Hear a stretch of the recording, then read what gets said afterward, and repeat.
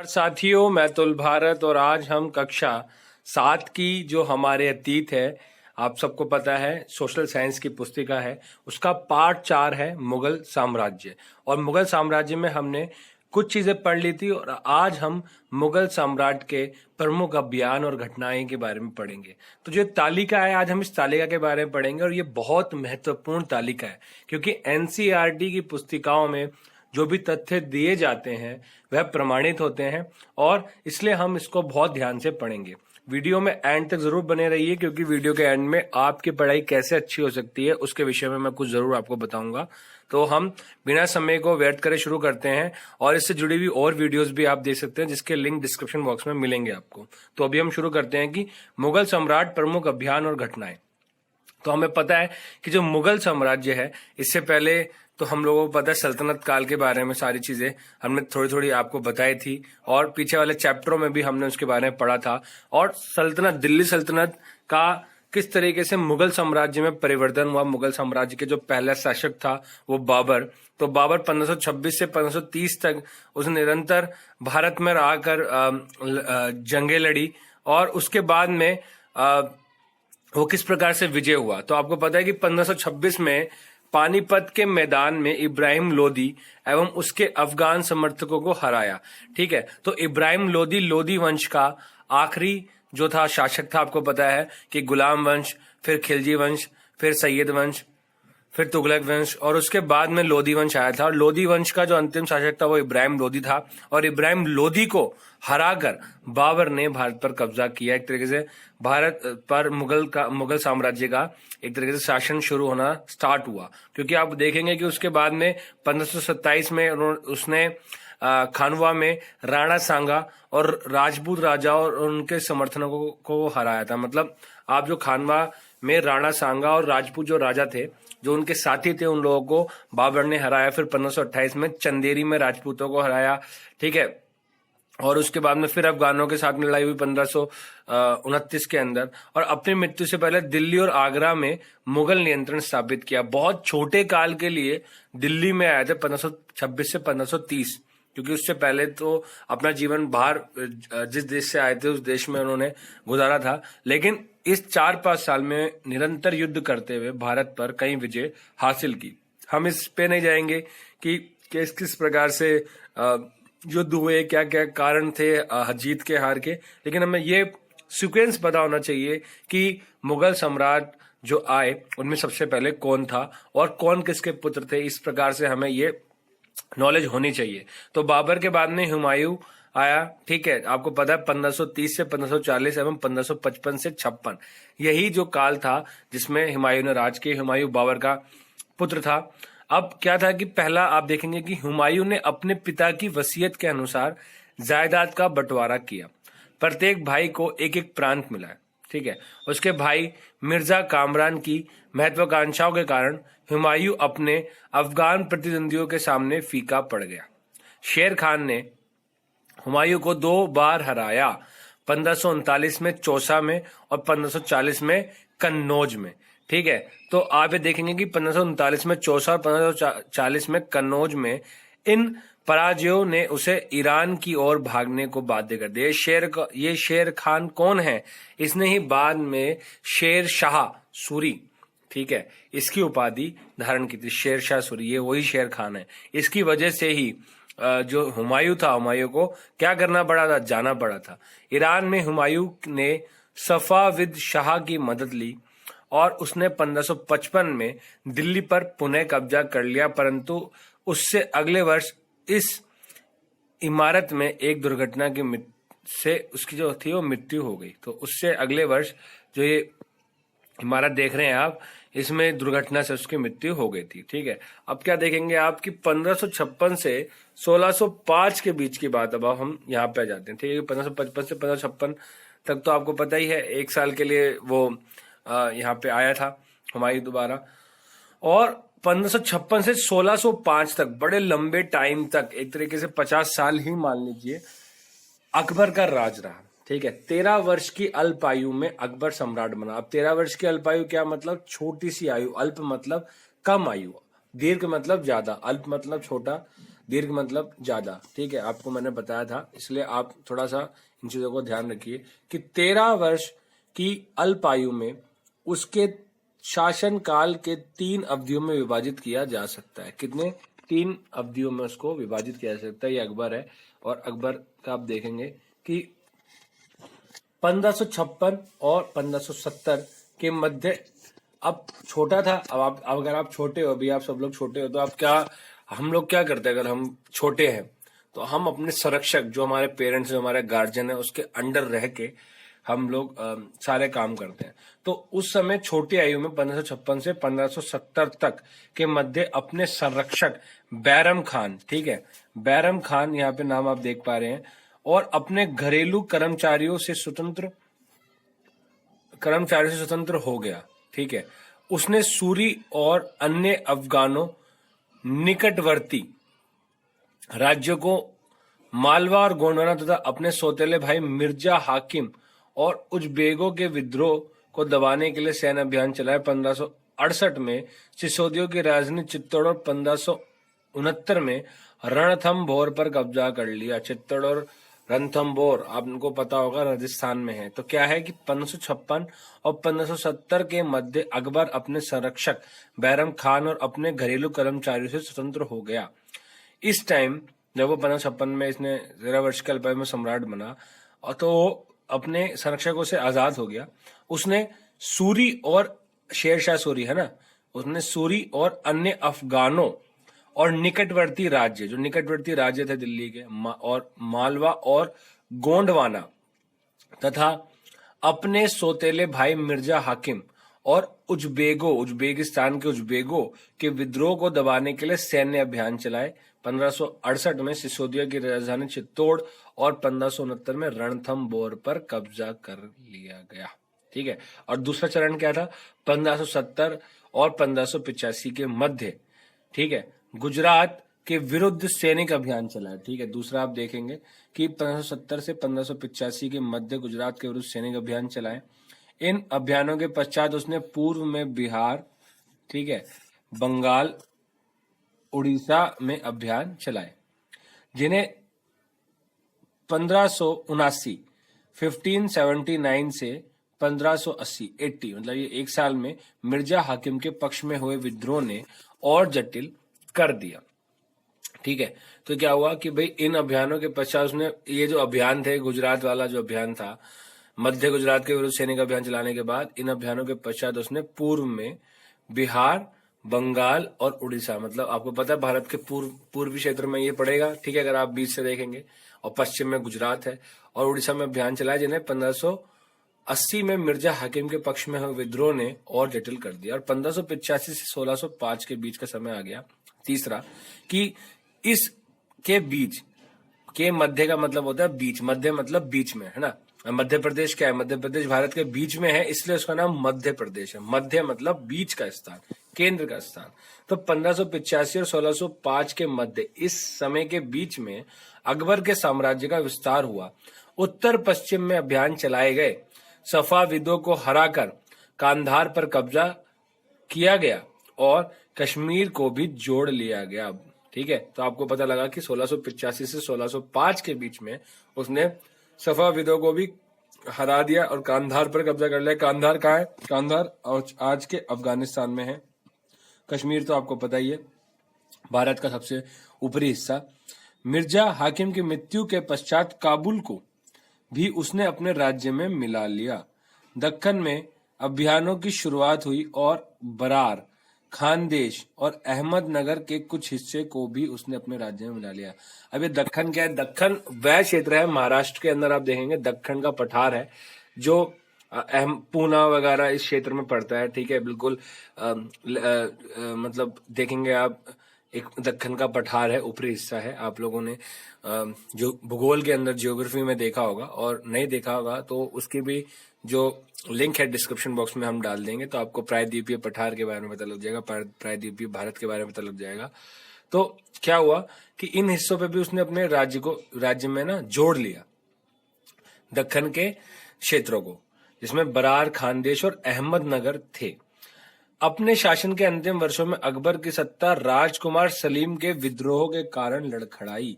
यही जो सलीम है वो आगे चलकर क्या हुआ, जहांगीर कहलाया। तो आपको पता है, आप लोगों ने, बहुत लोगों ने मूवी भी देखी होगी, वो बादशाह अकबर वाली, जिसमें अकबर और सलीम की वार्तालाप होती है। तो ये जो सलीम है ना, सलीम ने विद्रोह कर दिया था अपने पिता के खिलाफ, और बाद में फिर क्या हुआ, जहांगीर वही कहलाया। ठीक है, और उसको सब सत्ता मिली, जब अकबर की जो सत्ता थी वह जब जहांगीर को मिली। अब आप देखेंगे कि जहांगीर को 1605 1627 में यहाँ इतने समय उसने राज किया। ठीक है, जहांगीर ने अकबर के सैन्य, देखिए यहाँ पे जहांगीर दिखाया गया। ठीक है, बड़ी एक बहुत बताया जाता है कि जहांगीर शाहजहां के समय में मतलब काफी चीजें बनी, और बहुत ज्यादा मतलब लेखन साहित्य वगैरह कला के बड़े प्रेमी थे ये लोग। तो जहांगीर ने अकबर के सैन्य अभियानों को आगे बढ़ाया। मेवाड़ के सिसोदिया शासक अमर सिंह ने मुगलों की सेवा स्वीकार की। इसके बाद सिक्कों, अहोमों और अहमदनगर के खिलाफ अभियान चलाए गए, जो पूर्णतः सफल नहीं हुए। मतलब पूरी तरीके से क्या हुआ, सफल नहीं हुए। ठीक है, ये आपको पता होना चाहिए कि जहांगीर के समय में सिक्कों, अहोमों, अहमदनगर के खिलाफ अभियान चलाए गए, लेकिन ये पूरी तरीके से सफल नहीं हुए। जहांगीर के शासन के अंतिम वर्षों में राजकुमार खुर्रम, आपको पता लगेगा खुर्रम जो है वह शाहजहां है, शाहजहां जिसने ताजमहल बनाया। ठीक है, तो राजकुमार खुर्रम, अब आप बोलेंगे कि नाम तो उनके बचपन के कुछ और हुआ करते थे, लेकिन फिर वो बड़े हुए कुछ और नाम हो गए। तो जैसे वो सम्राट बनते थे ना, तो वह अपना नाम जो है वो बदल लेते थे। अब देखिए कि शाहजहां, ठीक है, पूरे जहां का शहजादा एक तरीके से, है ना, कि जो बाद में सम्राट शाहजहां कहलाया, ने विद्रोह किया। जहांगीर की पत्नी नूरजहां ने शाहजहां को हाशिए पर धकेलने का प्रयास किया, जो असफल रहा। तो जहांगीर की जो पत्नी थी वह नूरजहां थी। उन्होंने प्रयास किया कि भाई अपने जो पुत्र है, जो शाहजहां है, उसको ज्यादा मतलब वो ना कर पाए और नूरजहां के हिसाब से चला जाए, लेकिन नूरजहां को ज्यादा हस्तक्षेप नहीं करने दिया, ज्यादा इंटरफेयर नहीं करने दिया। किसने? शाहजहां ने। ठीक है, अब क्या हुआ, अब शाहजहां की बारी आ गई। ठीक है, इन्होंने क्या क्या बनाया अपने काल में, क्या क्या किया, ये बहुत डिटेल वीडियो में हम लोग मैं इसके लिए अलग से मुगल सम्राट के बारे में, मुगल साम्राज्य के बारे में पूरी डिटेल वीडियो में लेके आऊंगा, और जिससे आपको बहुत अच्छे से लगेगा। लेकिन अभी एनसीईआरटी वाला जो ये चैप्टर है, इसको आपको बहुत ध्यान से देखना है, क्योंकि जो जो इसमें चीजें हैं ये आपके सिलेबस के अकॉर्डिंगली और आपके लिए बहुत महत्वपूर्ण है। ठीक है, तो शाहजहां 1627 से 1658, अब शाहजहां का राज आ गया। ठीक है, जहांगीर के बाद में। और शाहजहां ने क्या बनाया था? ताजमहल बनाया था, दिल्ली का लाल किला बनाया, दिल्ली की जामा मस्जिद बनाई थी। तो दक्कन में शाहजहां के अभियान जारी रहे। अफगान अभिजात खान जहान लोदी ने विद्रोह किया और वह पराजित हुआ। ठीक है, तो क्या हुआ, अफगान में अभिजात खान, जहान लोदी, अफगान अभिजात खान जहान लोदी ने विद्रोह किया और वह पराजित हुआ। अहमदनगर के विरुद्ध अभियान हुआ, जिसमें बुंदेलों की हार हुई और ओरछा पर कब्जा कर लिया गया। ओरछा कहाँ है आपको पता है? मध्य प्रदेश में है, और झांसी के पास में है, लेकिन ये मध्य प्रदेश में पड़ता है, झांसी उत्तर प्रदेश में। उत्तर पश्चिम में बल्ख पर कब्जा करने के लिए उज्बेकों के विरुद्ध अभियान हुआ, जो असफल रहा। परिणाम स्वरूप कांधार सफाविदों के हाथ में चला गया।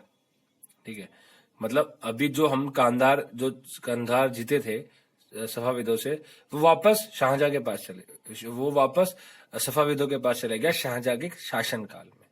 1632 में अंततः, मतलब 1632 तक के अंत में अहमदनगर को मुगलों के राज्य में मिला लिया गया और बीजापुर की सेनाओं ने सुलह के लिए निवेदन किया। 1657 में शाहजहां के पुत्रों के बीच उत्तराधिकार को लेकर झगड़ा शुरू हो गया। इसमें औरंगजेब की विजय हुई और दारा शिकोह समेत उसके 3 भाइयों को मौत के घाट उतार दिया गया। शाहजहां को उसकी शेष जिंदगी के लिए आगरा में कैद कर दिया गया। तो औरंगजेब जो शाहजहां का पुत्र था, शाहजहां को आगरा के किले में उसने बंद करवा दिया, और जब तक वह जिंदगी के आखिरी 7-8 साल जिंदा रहा, वह उसी आगरा के किले में कैद रहकर उसने अपनी जिंदगी काटी जहां से वह ताजमहल को, मुमताज की कब्र को देखता था। तो आप देखिए सत्ता के लिए कैसी कैसी लड़ाइयाँ लड़ी गई। और दारा शिकोह बहुत फेमस हैं नेम, क्योंकि उन्होंने काफी सारी चीजों का अनुवाद किया था, भारतीय साहित्य का अनुवाद किया था। और क्या पता वह शाहजहां के बाद वह राजा बनता, सम्राट बनता, लेकिन औरंगजेब ने अपने बाकी भाइयों को भी मरवा दिया और दारा शिकोह को भी मार दिया। धर्मट का युद्ध हुआ था जलंधर के पास में, औरंगजेब और दारा शिकोह के बीच में। ये इसमें नहीं लिखा है, मैं आपको बता रहा हूँ, और ये फैक्ट है, ये सत्य चीज है। उसमें दारा शिकोह को मार दिया गया था। ठीक है, तो आप देखेंगे कि औरंगजेब 1658 1707 सबसे अंतिम ताकतवर मुगल शासक यही थे। ठीक है, मतलब बचा हुआ जो था। अब आप देखेंगे कि 1658 से 1707 के बीच औरंगजेब का समय आ गया और यहीं से पतन भी शुरू होना है, क्योंकि आप देखेंगे कि यहाँ पर इन्होंने ना, मतलब जो नीतियां थी, ये ऐसी नीतियां नहीं अपनाई जिससे देश के अंदर चीजें बनी रहती। ठीक है, मतलब देश में और भी संप्रदाय और भी धर्म रहते थे, लेकिन उन धर्मों के प्रति बहुत सहिष्णुता नहीं दिखाई, बड़ा प्रेम भाव नहीं दिखाया, और इसी कारण बहुत सारी चीजें परिवर्तित हुई। अब आप देखेंगे कि 1663 में उत्तर पूर्व में अहोमों की पराजय हुई। अहोमों की पराजय हुई, मतलब ये अहोमो एक तरह से हम बोलते हैं ना कि मुगलों, ऐसे अहोमो एक उत्तर पूर्व में रहने वाले लोग जो थे, जिनका वहां पे शासन था, उनकी क्या हुई, उत्तर पूर्व में उनकी हार हुई नॉर्थ ईस्ट में। परंतु उन्होंने 1680 में पुनः विद्रोह कर दिया। अब दोबारा विद्रोह कर दिया। उत्तर पश्चिम में यूसुफजाई और सिखों के विरुद्ध अभियान को अस्थायी सफलता मिली। मतलब सिखों के विरुद्ध जो अभियान था वो स्थायी नहीं, परमानेंट नहीं मिला, ऐसे मिली है, टेम्परेरी उनको जीत मिली। मारवाड़ के राठौड़ राजपूतों ने मुगलों के खिलाफ विद्रोह किया। इसका कारण था उनकी आंतरिक राजनीति और उत्तराधिकार के मसलों में मुगलों का हस्तक्षेप। मतलब मुगल सम्राट जो था ये औरंगजेब, ये उनके आंतरिक राजनीति में हस्तक्षेप काफी करता था। मराठा सरदार शिवाजी के विरुद्ध मुगल अभियान प्रारंभ में सफल रहे, शुरुआत में तो सफल रहे, लेकिन परंतु औरंगजेब ने शिवाजी का अपमान किया और शिवाजी आगरा स्थित मुगल कैद खाने से भाग निकले। शिवाजी को आगरा में बुलाया, शिवाजी महाराज को, और उनका अपमान किया और फिर उनको कैद कर दिया। फिर क्या किया, शिवाजी महाराज निकल गए, इसको औरंगजेब को चकमा दे दिया, और इसको बेवकूफ बना के औरंगजेब को चकमा दे के शिवाजी महाराज निकल गए वहां से। उन्होंने अपने को स्वतंत्र शासक घोषित कर दिया। उन्होंने बोला कि हम स्वतंत्र हैं, हमारे पर किसी का नियंत्रण नहीं है, और मुगलों के विरुद्ध पुनः अभियान चला लिया शिवाजी महाराज ने, मराठाओं ने। राजकुमार अकबर ने औरंगजेब के विरुद्ध विद्रोह किया, जिसमें उसे मराठों और दक्खन की सल्तनत का सहयोग मिला। ठीक है, राजकुमार अकबर ने औरंगजेब के विरुद्ध विद्रोह किया, ठीक है, जिसमें उसे मराठा और दक्खन की सल्तनत का सहयोग मिला। अंततः वह सफाविद ईरान भाग गया।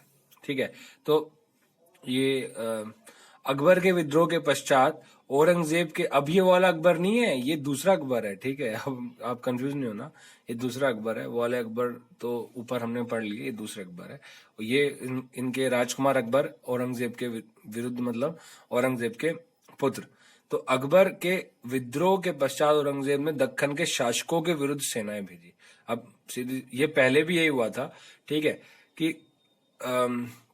आप ये देखेंगे कि जिस समय जब आपके शत्रु को कोई दूसरा पनाह देगा ना, मतलब इसके अंदर हिस्ट्री में हम ये देखते हैं, तो अब जो है ना, शत्रु का शत्रु दोस्त होता है, लेकिन अगर आपके शत्रु को किसी दूसरे व्यक्ति ने पनाह दे दी तो वो भी आपका शत्रु हो जाता है। ऐसे ही आप ये देखेंगे कि जब राजकुमार अकबर को औरंगजेब से बचाने के लिए दक्कन के शासकों ने जब उसकी मदद करी, मराठाओं ने मदद करी, तो औरंगजेब ने फिर से सेना भेज दी वहां पर मराठाओं के पास लड़ाई के लिए। 1885 में बीजापुर और 1687 में गोलकुंडा को मुगलों ने अपने राज्य में मिला लिया, और मिला भी लिया। 1698 में औरंगजेब ने दक्खन में मराठों जो छापामार पद्धति का उपयोग कर रहे थे के विरुद्ध अभियान का प्रबंध स्वयं किया, औरंगजेब को उत्तर भारत में सिक्कों, जाटों और सतनामियों, उत्तर पूर्व में अहोमों और दक्कन में मराठों के विद्रोह का सामना करना पड़ा। उसकी मृत्यु के पश्चात उत्तराधिकार के लिए युद्ध शुरू हो गया। अब क्या हुआ, जैसे औरंगजेब की मृत्यु हुई, फिर से उत्तराधिकार के लिए लड़ाई। तो भाई गद्दी के लिए, सीट के लिए जो लड़ाई है वो चालू ही रही वहां पे, ठीक है। कब्जा ही रहा कि भैया सत्ता की कुर्सी किसको मिले। और अब यहाँ पे आप देखेंगे इसके बाद में और भी क्या कहते हैं, फिर जहांदार शाह और बहादुर शाह और फरुख, मतलब बहुत लोगों के लिए वो आता है, फरुखसियर। तो इसके बाद में लेकिन सबसे सशक्त जो था, जो आखिरी सशक्त राजा मान सकते हैं, वो औरंगजेब था। और औरंगजेब के बाद फिर धीरे धीरे करके पतन होना शुरू हो गया। औरंगजेब के समय में ही पतन होना काफी शुरू हो गया था, क्योंकि इतना निरंतर युद्ध करना, युद्ध से क्या होता है कि काफी सारे खर्चा होता है, सेना मरती है, सेना भी लगती है, बहुत सारे धन लगता है, बहुत सारी जमीन लगती है, बहुत सारे आपको। तो साथियों, अब बारी आती है कि हमारी पढ़ाई कैसे अच्छी हो सकती है। हमारी पढ़ाई जो है वो किस प्रकार से अच्छी हो सकती है। आप सबको पता है कि पढ़ाई करने के लिए या किसी भी काम को करने के लिए कंसंट्रेशन बहुत जरूरी है, और सेल्फ कॉन्फिडेंस, आपके अंदर आप आत्मविश्वास होना चाहिए, और कंसंट्रेशन, एकाग्रचित होना चाहिए। आप एक जगह पे बैठ के आप कोई भी कार्य कर सके जिसमें आपका ध्यान वहीं होना चाहिए। और मेमोरी पावर तो बहुत जरूरी है, जिसकी वजह से आप कोई भी चीज को याद रख सकते हैं। तो ये तीनों ही चीज मेडिटेशन के थ्रू बहुत अच्छी हो सकती है। तो सहज योग मेडिटेशन के जरिए आप अपनी पढ़ाई को बहुत अच्छा कर सकते हैं। जो भी लोग इस वीडियो को देख रहे हैं, अभिभावक, शिक्षक, छात्र, जो भी लोग इस वीडियो को देख रहे हैं, उन सबके लिए सहज योग ध्यान, सहज योगा मेडिटेशन बहुत ज्यादा लाभकारी हो गई। और आप लोगों के लिए ये एक बहुत स्वर्णिम अवसर है, बहुत सुनहरा मौका है, क्योंकि आप जब इसको ज्वाइन करेंगे तो आप अपने आप में बहुत सकारात्मक परिवर्तन देखेंगे। सहज योग मेडिटेशन बिल्कुल फ्री है, इसका कोई भी चार्ज नहीं है।